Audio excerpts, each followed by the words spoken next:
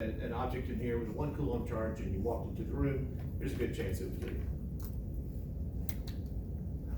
Quickly or slowly, don't know yet.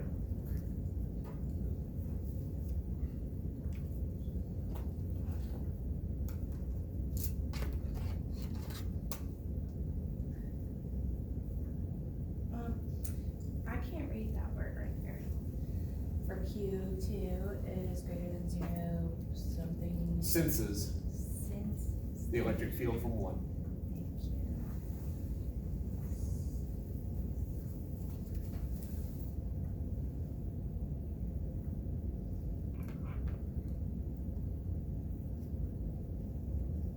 All right, you see some calculator work going on here. I was hoping someone was going to share something. No? Okay. All right, whatever that is. All right, so that's just a simple electric field question. The next question could be, I now put an electron at point P. What is the force acting on it? Some students will then go through, they will figure out this force, they will figure out this force, and then add them hopefully correctly. And it is a legitimate way of going about it. But you've already done the hard work here. If I put an electron at point P and I want to know the force on it, well, once I know the electric field, I know that the force on an electron at point P would be whatever that is, 160, I'm just going to say 1.65 times 10 to the 11th. Somewhere It's around there. 1.64. 1.64? 1.64 times 10 to the 11th. So I know it's just going to be Q times the electric field. And that is supposed to be an E. So 1.6, negative 1.6 times 10 to the negative 19th coulombs, that's the charge of an electron, times my electric field, 1.64 times 10 to the positive 11. I guess that's be newtons per coulomb. Coulombs will cancel out, and I'll be left with newtons. So once I have the electric field, all I need to do is just stick the charge in and multiply. Or if you just enjoy the math and you got plenty of time, figure out the forces and add them together. Stephanie? Where did you get the 1.6 times 10 to the negative 19? Where would you get it? Sorry.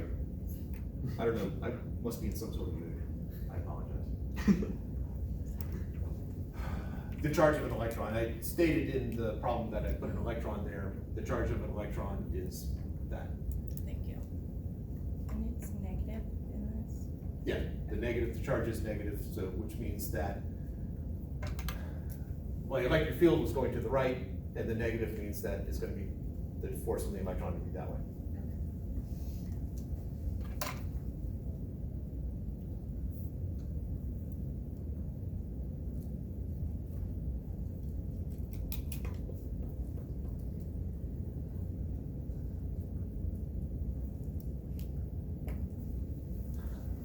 All right.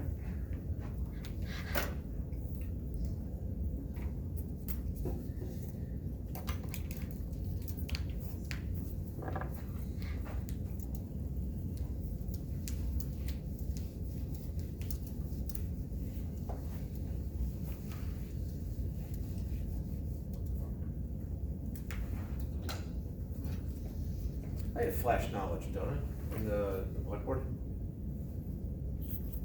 Okay, the charge of an electron should be in there.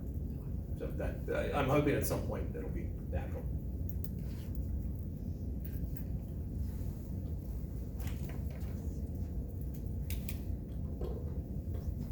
Okay.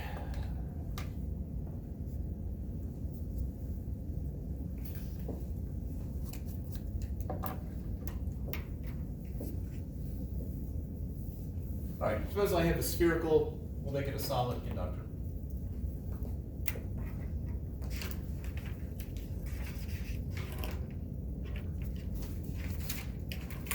We'll pretend. The whole thing is we'll assume an ideal conductor, we're not worried about resistance or how long it takes. We put the charges there and boom, they will do something. So I'm gonna put a bunch of excess charges right here. What will be that something that happens?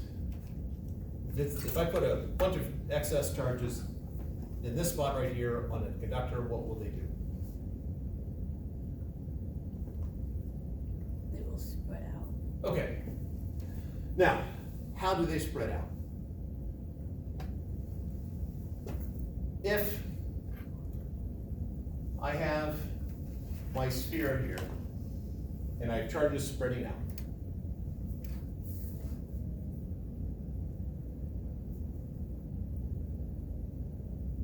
if there is some point inside where there's an electric field, what do we know about what's going to happen to the charge? If I have a charge here and an electric field here, what's going to happen to that charge?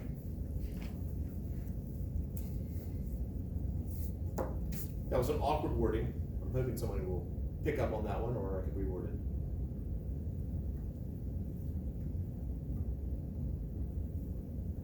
It's gonna be affected by the field. Say it again? It's gonna be affected by the field? Yeah, okay. There'll be a force on that charge. It's going to be forced either in the direction of the electric field or opposite the direction of the electric field. So if I have a charge here, it's going to be forced, one way or the other. We'll just assume for right now it gets forced in that direction. So what's going to happen is that the charges are going to start sort of moving around, and excuse me, if there's any electric field in the middle, any excess charges in the middle are going to get moved. So ultimately, when this is in electrostatic equilibrium,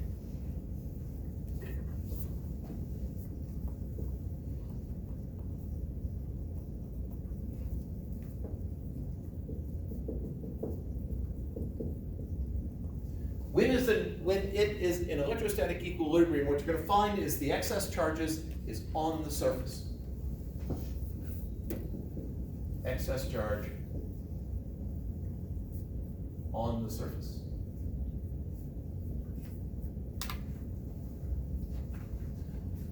They will arrange themselves as they move around until the electric field inside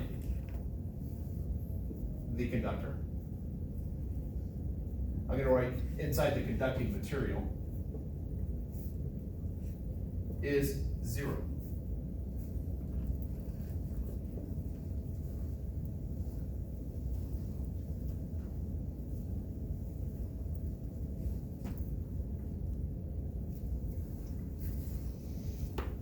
Make sure I hit them all. Boom. Okay. Let's take it one step further. Now I drew this as a sphere because I think it's easier to picture that the charges go out and they're all hanging out on the surface. But suppose it's not a sphere. This is a pretty good conductor. It's aluminum, I believe. If I put excess charge on this, what's going to happen? Well, yes, they're going to spread out. Sorry. Yes? They're gonna go to the smallest corners, the charges. Why? I don't know, it said in one of your videos. That is true. All right, so let's just take a look at, suppose I have negative charges all on the outside here. Let's think about the charges in the way that they're going to be forced. This charge right here is going to be pushed by those three in this direction. And going to be pushed by those three in that direction. And pushed by those in that direction. There is a net force acting on it. If they start out evenly distributed, I guess the way I've drawn it here, I guess if we drew the whole thing, there'd be charges all around. So it's going to get pushed. It's going to get pushed towards the outside, but unless there's enough force there, it's not coming off the surface. So we are assuming that the charge is staying on the object. But it will not be forced straight this way. It's going to be forced towards one angle or the other and so it will get forced into a corner. Matter of fact, this one right here is only getting pushed towards the corner. This one right here that's near it is gonna get, in the most part, pushed towards the corner. And what you end up with is a higher concentration at the lower radius of curvature, which is a lower internal radius of curvature. So in this corner here, my radius of curvature, that's 90 degrees. That was really badly worded. The angle is 90 degrees, that's not the radius of curvature. Radius of curvature is tiny. I have a 90-degree angle, internal angle there. Here, I have an internal angle of 180 degrees. So the tighter the internal angle, the higher concentration of charges I'm gonna get. So on a sphere, they will be evenly distributed around the outside. In a box like this, there's gonna be a higher concentration at the corners, because the more charges I get in there, the harder it is gonna put another one there. So there is, again, it's all this give and take. So I'm gonna have a higher concentration at the corners. I will still have some in the middle here, but much less dense. I'll have no excess charges in the middle, because that still holds true, and my electric field in the middle will still be 0.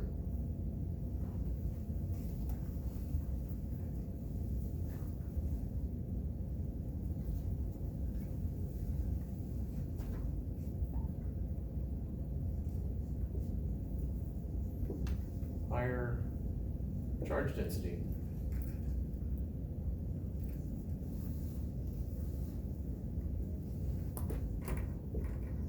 At smaller internal angles.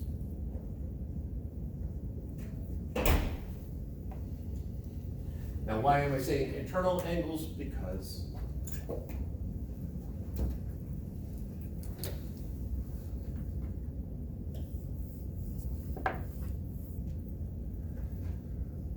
I'll have a higher concentration here, here, here, here, and here. Those are all internal angles of 90 degrees. This spot right here, that is an external angle of 90 degrees. The internal angle is 270 degrees. This is gonna have the lowest concentration. It's the internal angle that matters.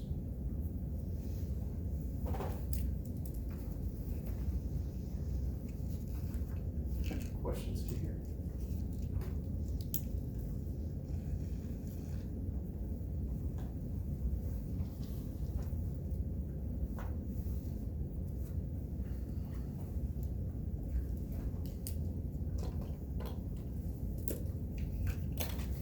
There's one other thing. If I have a conductor in electrostatic equilibrium,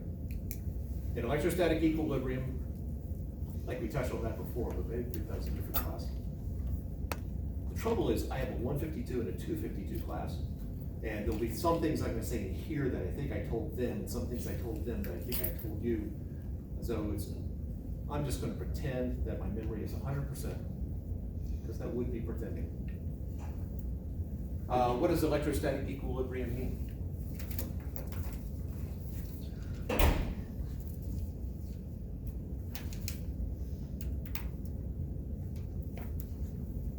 It's a condition of a material in which the charges have reached a steady state, so very little movement, very little acceleration acting on the particles. There we go.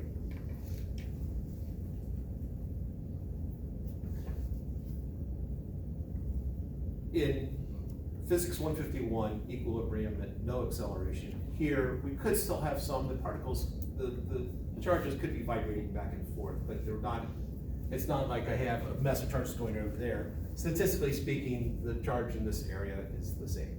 Even if one charge might accelerate and move out, that we're assuming that statistically it's close enough to charges are settled, even if they have restless leg syndrome.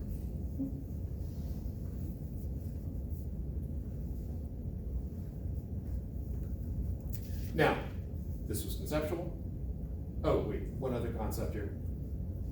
We talked about electric fields already. Electric fields go away from positive towards negative, but if I have just if I have a sphere I think it's simple enough to go, oh, negative charge, my electric field is going towards it. And you just draw areas till you get tired of it.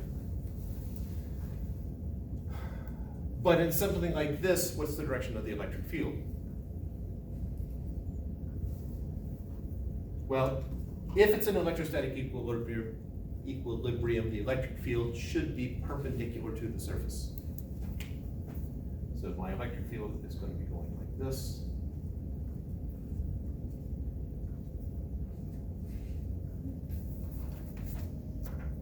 Or probably better on this drawing right here.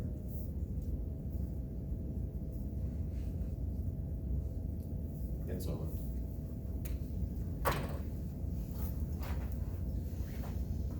So our fourth, when in electrostatic equilibrium, we also have the electric field is perpendicular to the surface.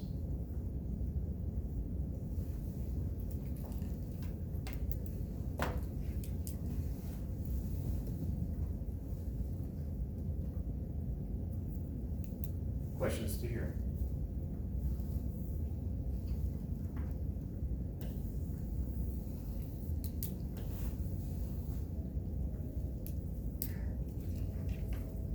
What I have here is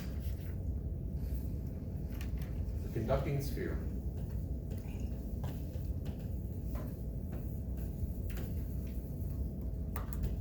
with spherical cavity in the middle.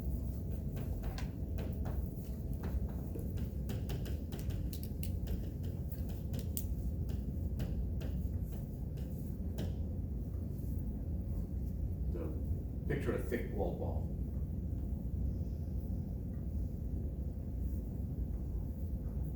Made of metal. I throw excess charges onto it. What's going to happen?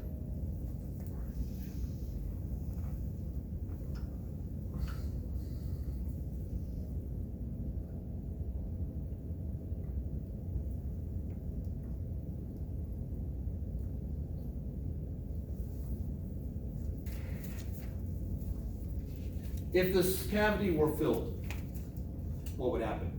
If I threw excess charges on a spherical conductor with no spherical cavity in the middle?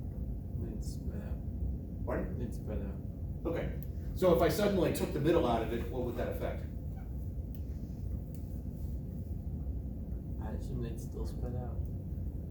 I assume they'd still spread out.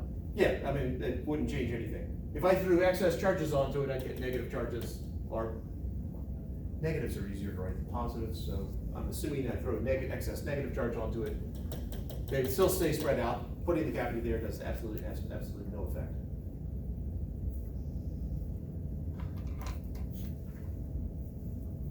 But suppose I put a positive charge in the middle. What would that do? All the charges would be attracted to the middle. But that doesn't mean all of them would move towards it. There'd be a higher density of charges. Partial credit for that. All right, we're going to come back to that question. Hopefully I'm not going to forget and go off on some other tangent. I'm going to come back to this. What I want to do, there's one other approximation that we can make.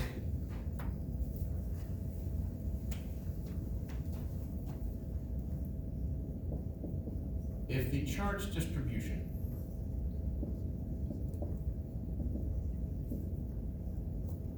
has spherical symmetry,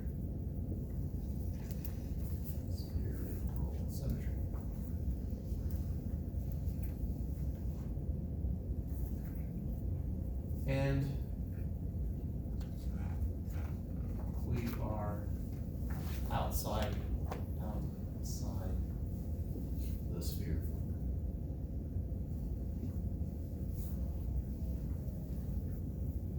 We can treat the sphere of charge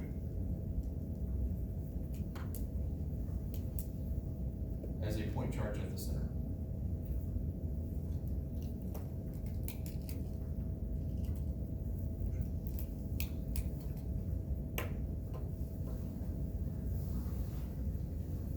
Does this apply to only solid spheres? No, it doesn't have to be, it could be, the thin-walled sphere as well. Doesn't even have to be a conductor, really. If I have spherical symmetry, so it's easiest to picture, if I have a sphere of charge, I have charges equally distributed either over the surface in case of a conductor or throughout in case of an insulator. If I have spherical symmetry, I can treat it like a point charge at the center. If I'm outside that sphere. If I'm inside the sphere, that's a different story. Now, in physics 252, I would derive that. I'm sorry. It does require calculus beyond the scope of the course. Yeah, I'm with you there. And I don't think I have the video posted, but if you want to see the full derivation, send me an email. I'll be glad to send you the video or a link to the video.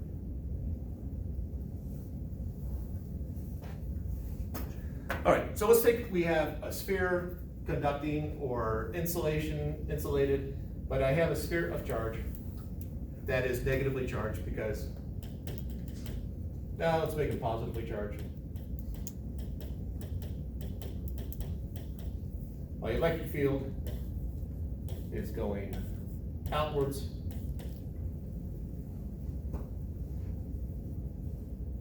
And I want to figure out what is, let's make that a radius, big R, and I am at some point over here of radius little r. And I want to figure out, with my point P right there, what is the electric field at point P?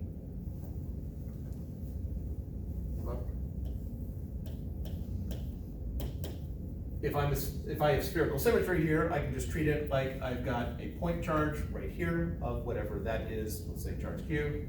So it's going to be K, Q, over R squared, R hat. That is the electric field at point P.